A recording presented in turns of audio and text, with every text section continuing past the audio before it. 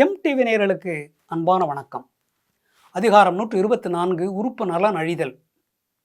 1235வது குறட்பாவை பற்றி நாம் இப்பொழுது சிந்திக்க இருக்கின்றோம். கொடியார் கொடுமை உரைக்கும் தொடியடு தொல்கவின் வாடிய தோள். கொடியார் கொடுமை உரைக்கும்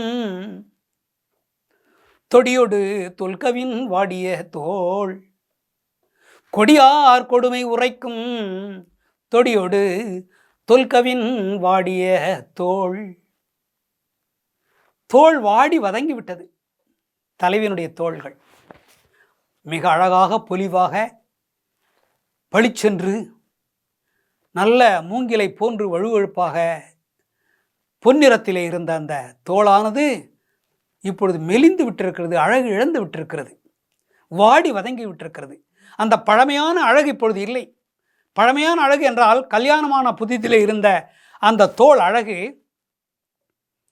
அந்த தோள் அழகையே எல்லோரும் அவனே பார்த்து கொண்டிருப்பான். எந்த நேரமும் அவளுடைய தோளையே பார்த்து கொண்டிருப்பான் கணவன். அவ்வளோ அழகாக இருந்தது. கணவன் மட்டுமல்ல, போகின்ற வருகின்றவர்களெல்லாம் பார்ப்பாள் அவளுடைய தோளை. அவ்வளோ அழகாக இருக்கும் தோள். ஆனால் இன்று எப்படி இருக்கிறது? அந்த தோளுடைய அழகை போய் மெலிந்து, அந்த ஜாக்கெட்டும் சரியாக பொருத்தமாக இல்லை, அந்த தோளும் பருத்தி இல்லை, மெலிந்து விட்டிருக்கிறது. மெலிந்து விட்டாலே அழகு போய்விடும், பொலிவு இருக்காது. முகம் எப்பொழுது பொலிவாக இருக்கும்? அழுது கொண்டிருக்கின்ற பொழுது எப்போது பொலிவாக இருக்குமா? சிரித்து கொண்டிருந்தால் தான் முகம் பொலிவாக இருக்கும். அதே போல் இந்த தோள் அவரிடத்தில் இன்பத்தை அனுபவிக்கின்ற பொழுது அந்த காதல் கணவன், அன்பு கணவன் அந்த தோளை பிடித்து கொஞ்சி குலாவி உடல் உறவின் பொழுது இன்பத்தை தருகின்ற பொழுது அந்த தோள்கள் புடைத்து எழும், பொலிவாக இருக்கும், பருத்து மேலோங்கி இருக்கும், அழகிலே ஓங்கி இருக்கும், அழகு மிளிரும் அப்படியே தோள்களிலே.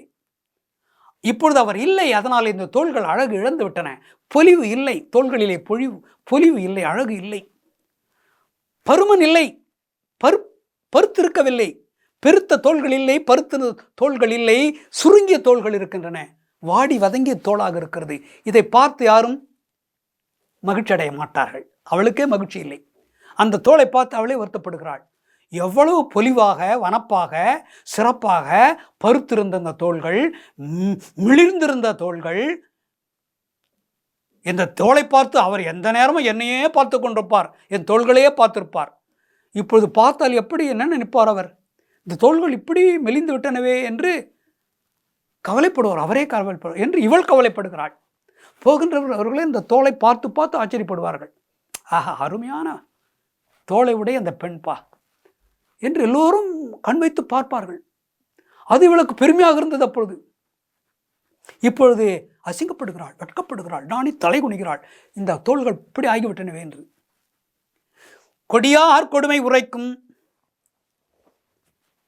இந்த கொடுமை இப்படி என்னுடைய உடல் உறுப்புகள் எல்லாம், தோள்கள் மெலிந்து விட்டது, கண்கள் பொலிவு இழந்து விட்டன, கை சோர்ந்து விட்டது, வளையல் தானாக விழுகிறது, உடல் மெலிந்து விட்டது, சாம்பல் பூத்த நிறமாக மாறிவிட்டது. இதற்கெல்லாம் காரணம் அந்த கொடியவர். நான் கொடியவர் என்றுதான் அவரை சொல்வேன்.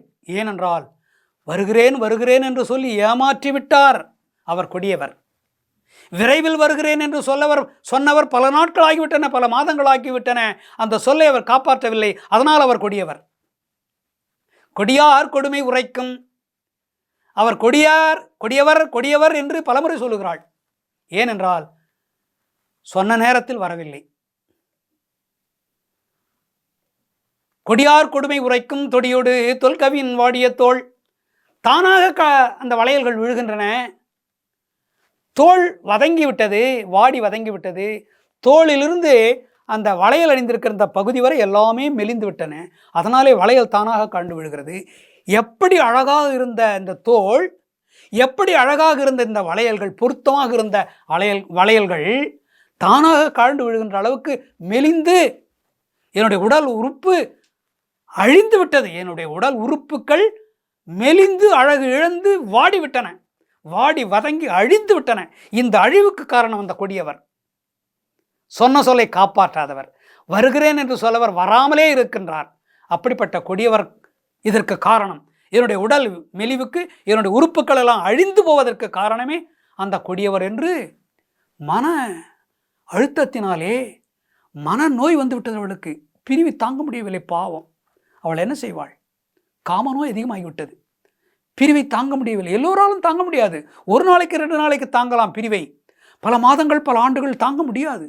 அதனால்தான் டைவர்ஸ், திருமண முறிவு, விவாகரத்து கேட்கிறார்கள்.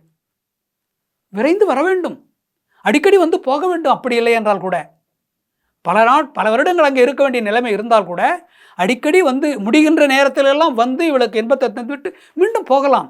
அதுவும் இல்லை, அப்படியே ஒரே அடியாக பல ஆண்டுகள் இருந்தால் திருமண முறிவுக்குத்தான் முற்படுவார்கள், டைவர்ஸுக்குத்தான் அவர்கள் முற்படுவார்கள் பெண்கள். அதுதான் காரணம் ஆகிறது. எத்தனை நாளுக்கு பொறுத்து கொள்வார்கள்? அழகு இழந்து விடுகிறார்கள். அழகெல்லாம் போய்விட்ட பிறகு எவன் மதிப்பான்? யார் மதிப்பார்கள்? வீட்டில் இருக்க கூட மதிக்க மாட்டார்கள். ஆகையினாலே அவர் திரும்பி வர வேண்டும்.